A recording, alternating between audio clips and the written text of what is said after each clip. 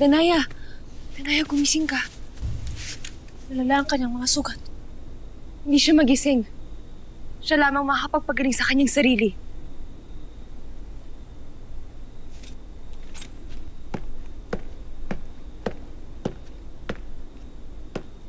Hara.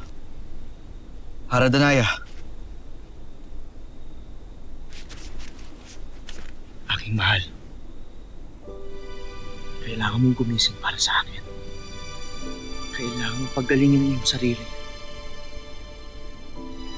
Pakiusap, mahal ko. Gumising ka na.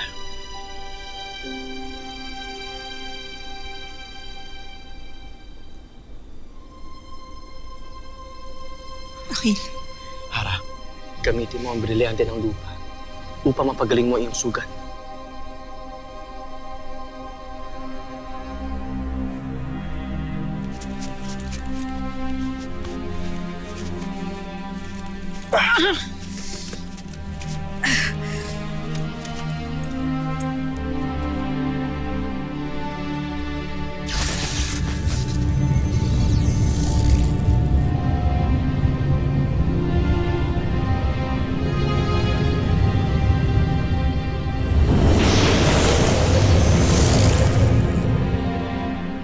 Avisal Eshma.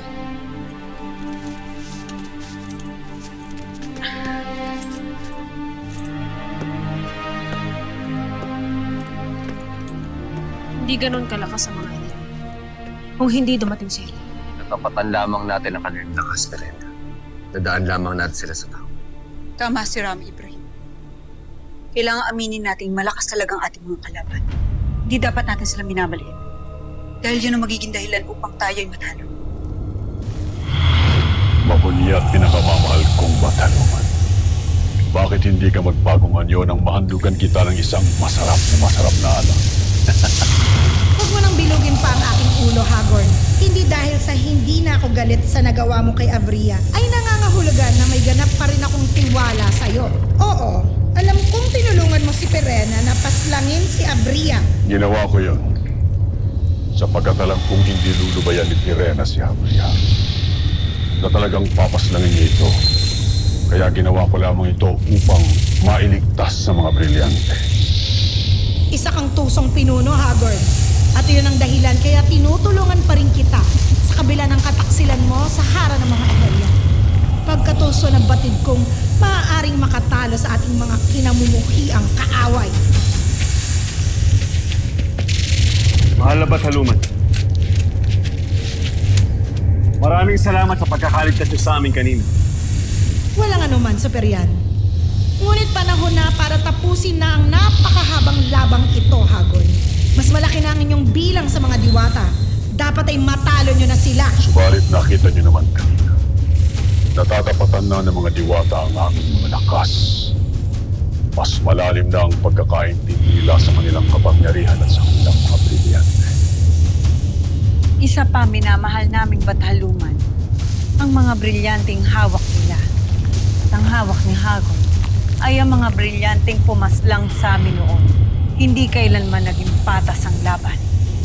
Kung gayon ay pantayin natin ang laban, may maaari akong tawaging mandirigma na natitiyak kong mahihirapan ang mga diwata na kalabanin. Siya ang magiging katuwang mo, Hagorn, sa digma ang itatakda mo laban sa mga diwata. At sino naman ang mandirigmang ito, Bataluman?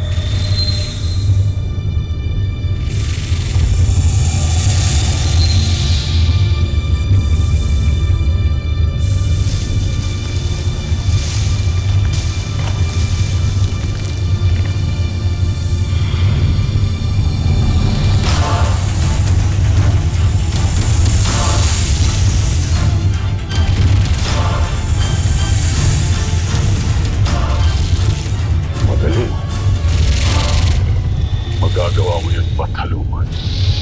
Ay nakatitiyak ako na hindi na tayo kailanman matatalo ng mga diwata.